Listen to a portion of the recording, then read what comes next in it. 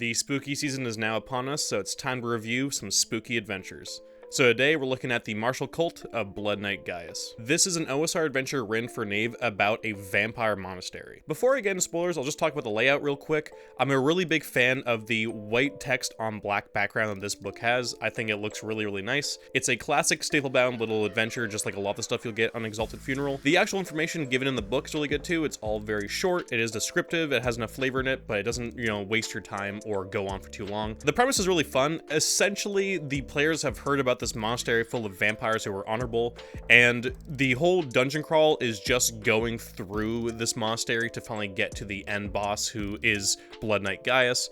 He's given a cash reward for anybody who can actually defeat him in one-on-one combat. It is a really fun idea for a little OSR adventure. This would be a good one to put into a campaign. It can also be fun for just a one-shot. I've never played Knave, so I don't know how well it works with Knave. I used Worlds Without Number for this, which I'll get into later why there were some mistakes with that, or at least things that you should look out for if you do something like this with Worlds Without Number, or even 5e, or any kind of thing where you have builds, because it could really change how this game works. It's hard to talk about too much without getting into spoilers really quickly, so I will get spoilers soon. So to give you the quick review, if you don't want spoilers and you want to show this to your GM, is that I do recommend this adventure, but there are some caveats there, because I do think there's also some issues with the overall layout. I think the overall premise is fun, but the actual dungeon crawl itself could use some work. I think there's not enough variety in it, but if you are looking for a good vampire OSR adventure, this is a good one, but I do think you should listen to some of my criticisms later on in the video if you're planning to run this, because there are some things that need changing in my opinion. So without further ado, let's get into the spoilery stuff. This is your last chance to leave before I'm gonna spoil all of it for you.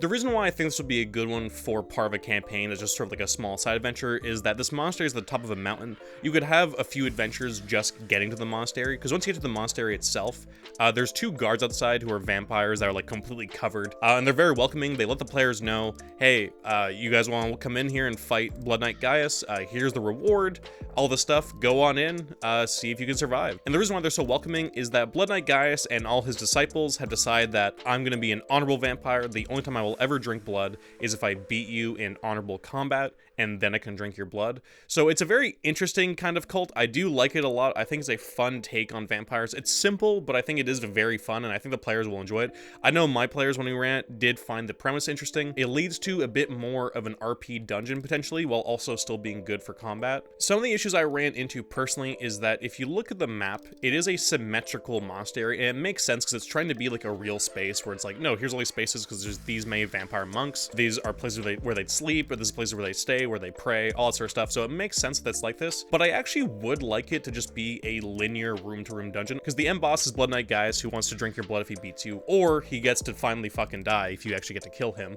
So it feels like everything should just be funneled into that way. So as much as it's less realistic, I think from a pacing standpoint, and also from a ramping up of difficulty standpoint, a linear monastery where they go from room to room that just finally ends with Blood Knight Gaius, I think is probably the best way to go. And the reason why I'm saying this is because before you get to Blood Knight Gaius, you do have this little like mini boss who's his first disciple. And before the first disciple, there's also vampire monks who will challenge the players to fights. And if the players do defeat them, they do get extra money at the end if they beat Blood Knight Gaius. So there is already this level of like a tournament thing of you going from easier enemies to harder enemies. That so far isn't a criticism. It's more just that I think it would run better that way. And the reason why I say that is because you have this monastery, but I don't really feel like it takes advantage of the space it has, because there's a lot of just really samey things, which again it's hard to say it's a criticism, because it does feel like a real temple. It is fleshed out enough that it makes sense. You have different types of characters, and it all makes sense why they're there and where they are. You have like this big bat monster, and you have like some mad vampires, and you have the vampire monks who will fight you. There's also like a demon there somewhere. It just doesn't feel like that much variety for a game that's heavily focused on the honorable combat section. So what I would do is that if the players are going around exploring stuff, I would say have them find vampires that have like different fighting styles, because even though there is one way to go to get to Blood Knight Gaius, and honestly if they ask anybody, they'll probably tell them where to go, but they might not do that. They might just walk around and see what they can find. But if they were to do that, I would say maybe try and write up some interesting stat blocks. I don't know how Knave works. If you run this with Knave or other OSR systems, it might be a little bit more dumbed down.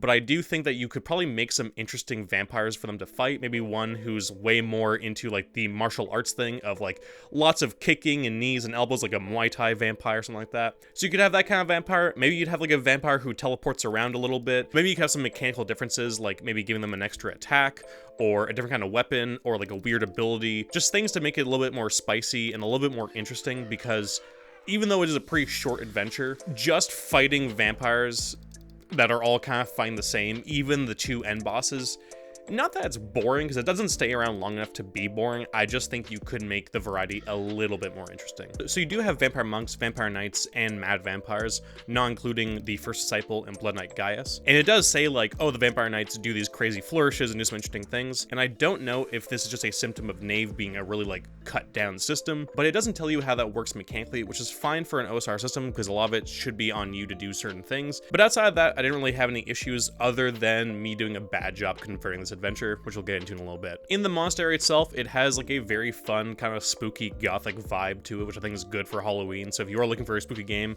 even though there's not, you know, a jack-o'-lantern in sight, I do think all like the big red sputtering candles, the black stone, just walking through with these sort of like almost like Gregorian monk types, I do think is a very good vibe. In terms of other things to see in here, there is this like Chapel, the Red Mass, which has this demon bound there. But outside of that, there's not really anything crazy to see. You have like these big dire bats, you have some secret rooms, but outside of that, it's a pretty toned down monastery that's just trying to be a more realistic take on how these vampires would live here. And depending on how things go, if they do beat Blood Knight Gaius, and you know, maybe they get rid of all the vampires and take over, this could be a really fun base of operations if you're doing some kind of game in the mountains, or if they just need a place to hide away from whatever they're dealing with in their game world. I do think it'd be fun for that, though that would be one hell of a fight to fight through all these vampires to take it over. But regardless of what they do, when they're done exploring, they'll finally have to reach the first disciple of Matsunaga's room, and he's essentially just a mini-boss before Blood Knight Gaius. Honestly, he has this really cool like Bloodborne or Dark Souls kind of intro cutscene, which I think is what you should do.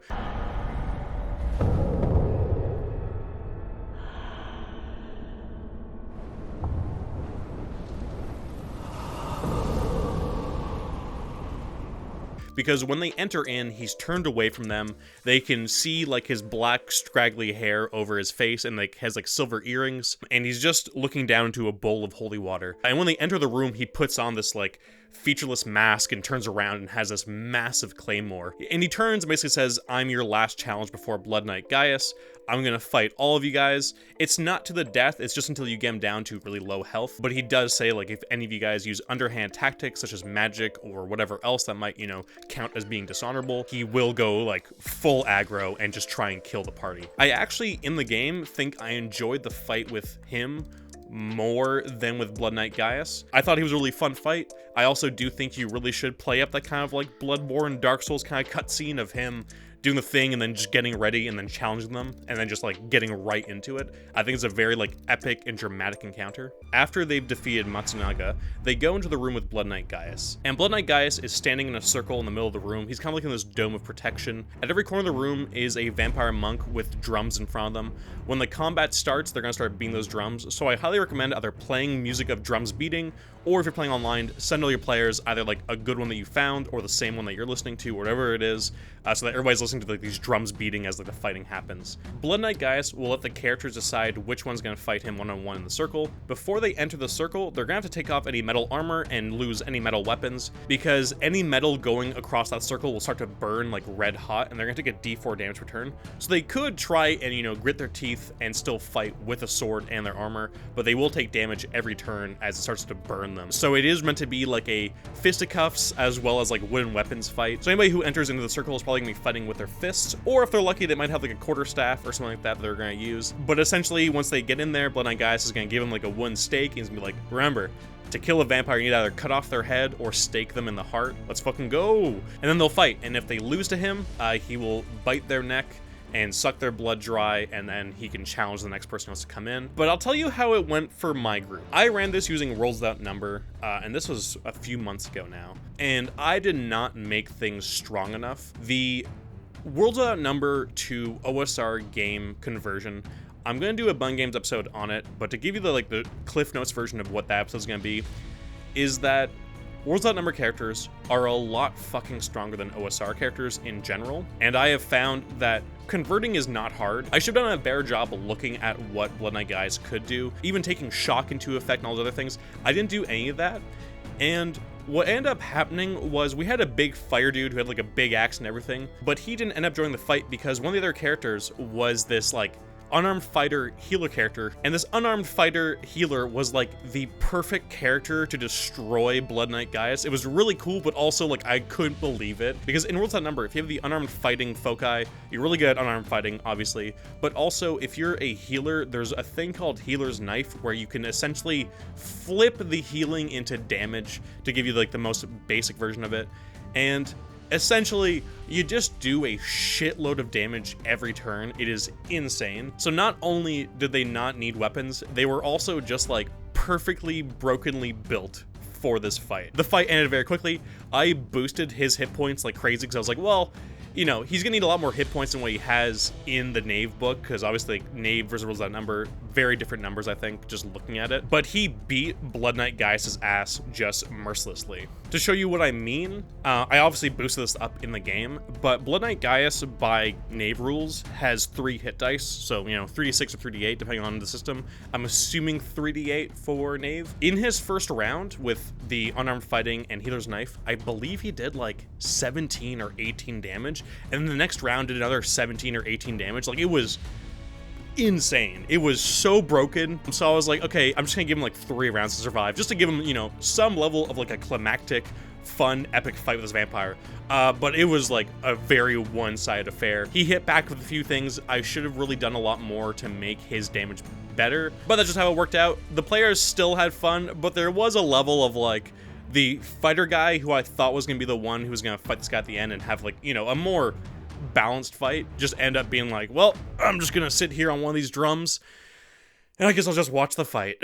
And so it was a little bit unsatisfying, I think, for that player. But outside of that, I think it was a very funny encounter and also taught me a lot about Worlds Without Number. This was like months ago, so I learned a lot about running Worlds Without Number and converting, that I do need to do a lot more conversion work. Because I can run stuff from OSC and DCC without changing a goddamn thing. I can run Morkborg stuff without changing a thing. But with Worlds Without Number, the characters are just beefier enough that you do need to be aware of what the NPCs can do, just so that they don't get their ass completely beat. But if the players do defeat him, they get some pretty cool stuff that I'll go into right now. Firstly, they get his Illyrian Blackwood Quarterstaff, which is a cursed weapon, which does not allow you to put it down until you master it, which in the game means fighting somebody in an honorable way and defeating them, which I think is honestly just a pretty cool cursed item. There's 2 spellbooks, Yelpier's Sanguine Blade and the spellbook Vampire Cantrips. The Vampire Cantrips one is very fun. I'll just read out what it can do right here. A black pocket-sized book with silver-edged pages. Those who have read from the spellbook may employ a number of harmless magic tricks per day equal to their level without having the book in hand. Each of the cantrips are illusions associated with classic movie vampires. The exact effects are up to the GM's discretion, but may include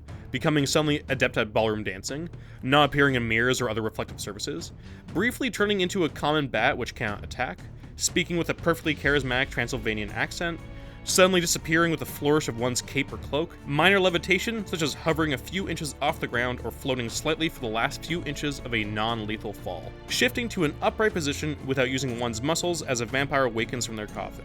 And Yelper's Sanguine Blade is a little bit more edgy, but still really fun. A medium-sized tome with pages covered in old bloodstains. Reading from the book and providing the requisite blood, 1 damage, causes a shimmering red longsword to drip from the wound and float near you, following your movements. You may make an additional attack with the sword, d8, each turn. Every hour, the wound continues to bleed, 1 damage to maintain it. Little is known of the vampire called Yelpier, but some say they were the true first disciple before disappearing mysteriously in search of a wizard with a pointed hat. And outside of that, they of course get their money, which is 500 gold pieces plus 100 gold pieces times whatever the highest level in the party is. So there's a lot of fun stuff like some other magic items. There's that demon Morpho. There's some hooks. If people like this, there's some hooks in the back for how to continue these sorts of stories or to expand upon this. It's a really fun little adventure. Again, it has the issues with the monastery needing a little bit more, in my opinion, to make it more interesting, but I think the bones are really good. I think it's a really cool, spooky premise. I really, really like the honorable vampire. I think it's a very fun idea. I also think it'd be cool if you do this and your players like it, to maybe have like copycat cults or have them expand outwards. Maybe there's other types of creatures that have this sort of like honorable thing. So you have like a werewolf cult, or maybe other vampire cults, or maybe just some random ass shit that they come across. I think that'd be a really, really fun thing to do with a bunch of different guys who are like, hey, I kind of like what they're doing. I'm gonna try that out myself. And you could have some really fun, different flavors of a very similar thing, I think. That is everything for today. I do recommend it, like I said. Just keep in mind the changes you might have to make. You might like it as is, but for me, I feel like if I run this again, I'm gonna make the monastery itself a little bit more interesting. But thank you so much for watching. I hope you guys have a good Spooktober, and I will see you next time. Stay safe, and have a good one.